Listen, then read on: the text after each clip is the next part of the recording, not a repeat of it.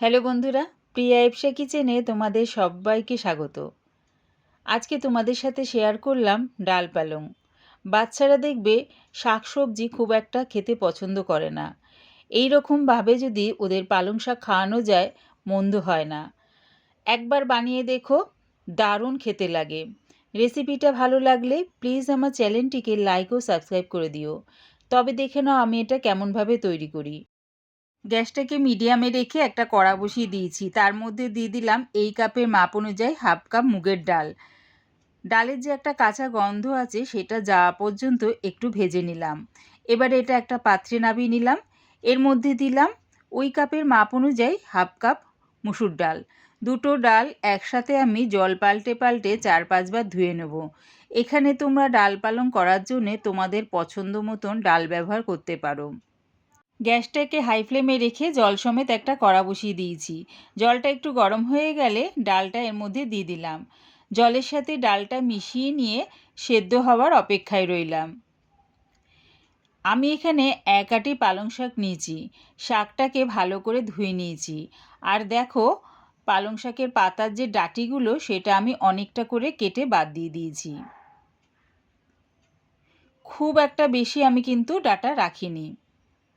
এবারে একগুচ্ছ পাতা নিয়ে আমি কুচি কুচি করে কেটে নিচ্ছি।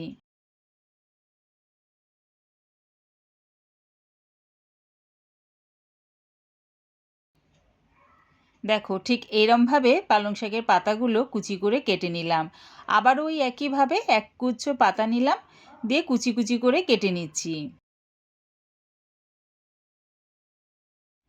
পুরো পালং শাকটা একদম কুচি কুচি করে কেটে নিয়েছি। এদিকে দেখো, ডালটাও কিন্তু খুব সুন্দরভাবে সেদ্ধ হয়ে গেছে। দেখো, ডালটা বেশ ভালোভাবে সেদ্ধ হয়ে গেছে। এবার এটা নামিয়ে নিলাম। গ্যাসটাকে হাই ফ্লেমে রেখে একটা কড়া বসিয়ে দিয়েছি। এর মধ্যে দিয়ে দিলাম 2 চামচ সর্ষের তেল। তেলটা প্রথমে ভালো করে গরম করে নিলাম।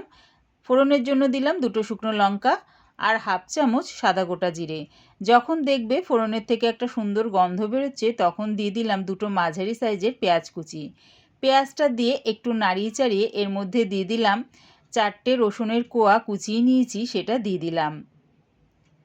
সেটা দিয়ে সব কিছুর সাথে ভালো করে মিশিয়ে নিয়ে একটু লাল লাল করে ভেজে নিলাম। দেখো, পেঁয়াজ আর রসুনটা লাল লাল করে ভাজা হয়ে গেছে। এবার এর মধ্যে দিলাম 2টো মাঝারি সাইজের টমেটো কুচি। টমেটোটা দিয়ে একটু নাড়িয়ে চাড়িয়ে এবারে দিয়ে দিচ্ছি এখানে স্বাদ অনুযায়ী নুন। নুনটা দিলে কি হবে, এই সময় টমেটোটা খুব তাড়াতাড়ি নরম হয়ে যাবে। নুনটা দিয়ে সব কিছুর সাথে মিশিয়ে নিয়ে টমেটোটা নরম হওয়ার অপেক্ষায় রইলাম। টমেটোটা দেখো বেশ নরম হয়ে গেছে। এবারে গ্যাসটাকে মিডিয়াম টু লোতে করে এর মধ্যে দিয়ে দিলাম হাফ চামচ হলুদ গুঁড়ো, হাফ চামচ জিরের গুঁড়ো, হাফ চামচ ধনের গুঁড়ো, হাফ চামচ লঙ্কার গুঁড়ো। ঝালটা নিজেদের স্বাদ অনুযায়ী ব্যবহার করো। ডাল পালং করতে গিয়ে খুব একটা বেশি ঝাল হয় না। সব কিছু দিয়ে নাড়িয়ে চাড়িয়ে এটাকে আমি 2 মিনিট ধরে কষিয়ে নিলাম। দেখো, মশলাটা আমি 2 মিনিট ধরে কষিয়ে নিয়েছি আর তেলটাও ছেড়ে দিয়েছে। এবার এর মধ্যে দিয়ে দিলাম কুচানো পালং শাক। পালং শাকটা দিয়ে মশলার সাথে নাড়িয়ে চাড়িয়ে এটা সেদ্ধ হতে দিলাম। পালং শাক থেকে দেখবে বেশ জল বেরোয়। আলাদা করে জল দিয়ে শাকটাকে সেদ্ধ করতে হবে না। তাই মশলার সাথে নাড়াতে চাড়াতেই দেখবে পালং শাকটা সেদ্ধ হয়ে গেছে।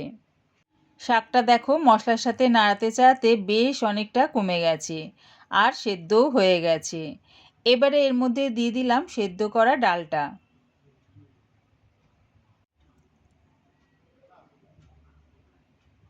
ডালটা দিয়ে সব কিছুর সাথে একটু মিশিয়ে নিলাম।